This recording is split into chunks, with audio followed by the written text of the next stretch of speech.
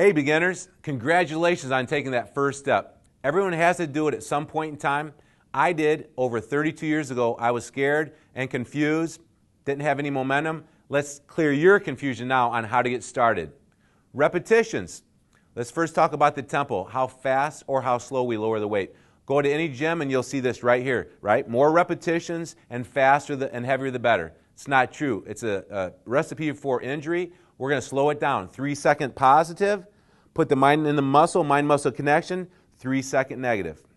3-second positive, 1-second isometric squeeze, 3-second descent.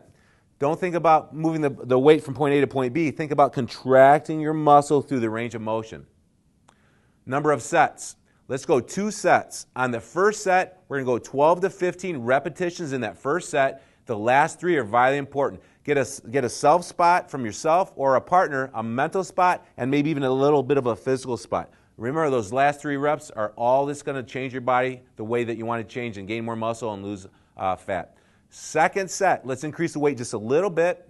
The smallest incremental increase usually is the best choice. And let's get to failure. Failure is a good word in this term. And let's get to failure in the 8 to 11 rep range. Frequency. How many times per week are you going to work out? 3 times. The first workout is a peak 8 cardio session. The second workout is a strength training workout. Remember, on the strength training workout, you still got to do a little bit of something to get your core body temperature up and some light stretching, some calisthenics type stretching in the middle or at the end of each exercise routine. The third workout per week is active isolated stretching and strength training combo together. It's killer, cutting edge information. It's definitely take you to the next level. Remember, to tie this together, you got 2 missing links. Do you remember what they are? Proper nutrition and goal setting. Tie this information together with those 2 things and it's the killer combo. So there you go. Let's get started. You absolutely do have the power to change, build a better body, build a better life. Thanks for joining me on my Sprint 8 warm-up. A couple of things here that are very important. First, let's get the basics down. Each challenge, intense challenge, is 30 seconds, and each rest in between those challenges is approximately 90 seconds. Very important. That's our base. Number 2 is before, this is on the recumbent bike, we got to get those foot straps in nice and tight so those feet wiggle in so that you can really get powerful on the 30-second challenge. Second thing is the seat can't be too close, can't be too far away. You don't want those legs locked stiff, and the bottom position, you want a slight bend in the knee. It should feel comfortable. Lastly is the hand position. On the 30-second intense challenge, I want your hands up here, and I want you to push away and sort of brace yourself, and that way you can become more powerful in the legs. So here we go. Some other little details that are important are I want you to perform only once per week, and we want to start with the recumbent bike if possible. Start with 2 or 3 challenge phases for 30 seconds if possible, eventually working up to 8. That's the goal. If you can't get to 8 in the first week or 2, that's fine. There's no problem. Just work your way up there. Listen to what your body's telling you. And we want to perform each Sprint 8 portion properly. You'll have to get very close, if not exceed, your maximum heart rate. Pretty simple. Maximum heart rate 220 minus your age. By challenge number 6, 7, or 8, we want to get real close to that number, 220 minus your age. So here we go. In general, intermediate is just a little bit different. We want to perform once for sure. If everything feels good, we'll go and go a second time in that week. And you can consider performing your Sprint 8 on an elliptical, on a treadmill, or even swimming. So also important, lastly, is rest and recovery. So the day after your Sprint 8, if you've never done this before, it's not uncommon to feel very sore because you're using muscles and nerves, things that you've never used before.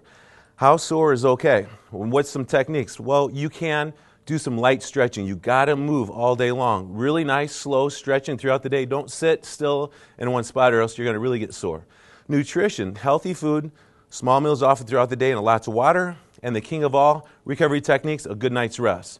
So there you go. There's some important tips that's going to really help you benefit and get the maximum out of the Sprint 8. So here we go. It's about my time. It's go time. So here we go. And we'll see you later. 3, 2, and go.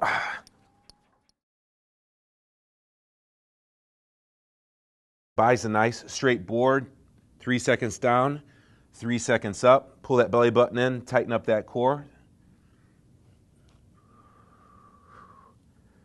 If that's a little too hard, go to a higher level, maybe a countertop level. A little bit more challenging would be hands on the floor. Strong posture. Take the roundness out of the lower back. 3, 2, and 1. Blow, 2, and 1. Strong posture, 3, 2, and 1, and 3, 2, and 1. If it's a little too difficult with 15 to 20 pound dumbbells, we can just start with our own body weight. Strong posture, making sure the elbows stay above the hands. Looking in a mirror might help you with this purpose. You don't want this action going on right here. 3, 2, hands stay about 6 inches apart. And 3, 2, and 1. Slow and controlled. Chest fly is wrapping your arms around a big oak tree. Keep them relatively stiff, bending them just a little bit. Press would be bend those elbows and get into a press here. To make it harder, step out. To make it easier, step back. Fly and press. Strong posture, take the roundness out of the lower back. Reverse lunge. Barely touch that knee on the floor. Do a full set of that, or we can do a forward lunge and alternate.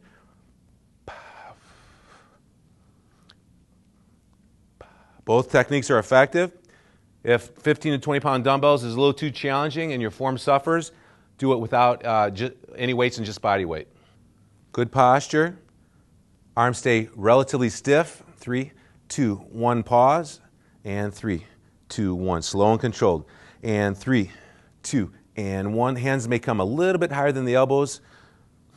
Try to stop where the elbow is just about parallel to the shoulder. 3, 2, and 1. Arms just about straight, slight bend in them.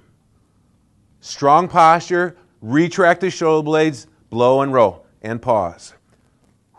Strong. Retract.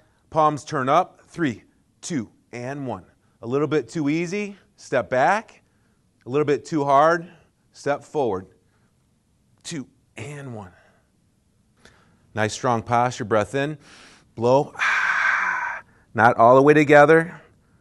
Thumb distance apart. Down slow and controlled. Let's pause right there. Keep tension on the shoulder, not down in here. And 3, 2, and 1. Pause for 2, and 3, 2, and 1. Dig your heels in. Fingertips on the forehead or clasp the ears. Big breath in. Smush the lower back flat and blow. 3, 2, and 1. And down. Dig those heels in. Point the toes up. Gives you a little bit more leverage. Flatten the lower back out. And blow. 3. And hold. 2, and 1. Big breath in. Rotate the hips. 3, 2, and 1. Take the roundness out of the lower back. Retract the shoulder blade. And blow and roll.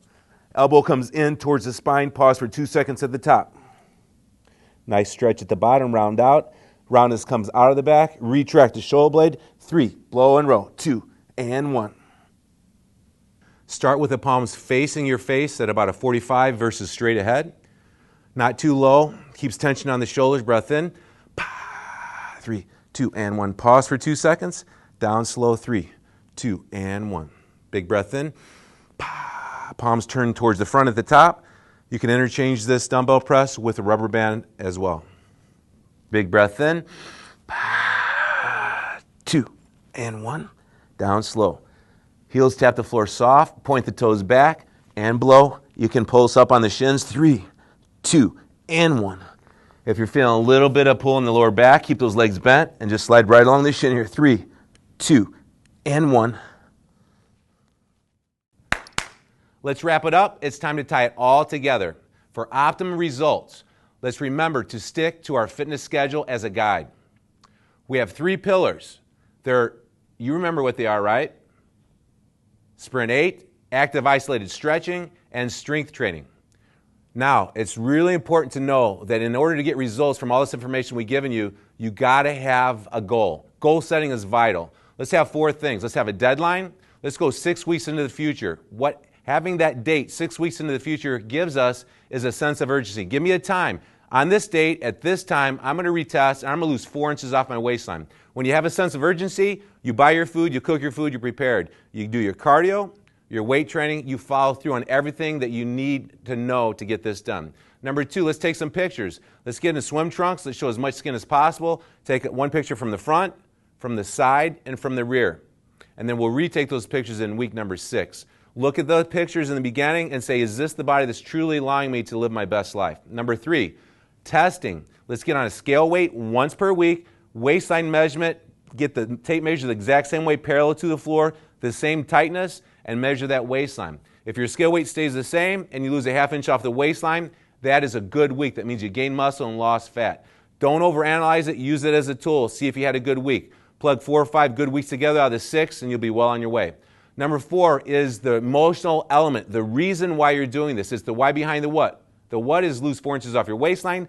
The why is what are you doing it for. It's different for me and you and everybody else. Get off of blood pressure medication so that you can look good in your Sunday clothes, so you can have your spouse feel attracted to you, so you can improve your self-confidence. It doesn't matter. It's got to be important to you. Read it out loud before you go to bed, and when you wake up, remind yourself of what your emotional reason is. So there you go. Now you have the tools to have a better body, build a better life. Go make it happen.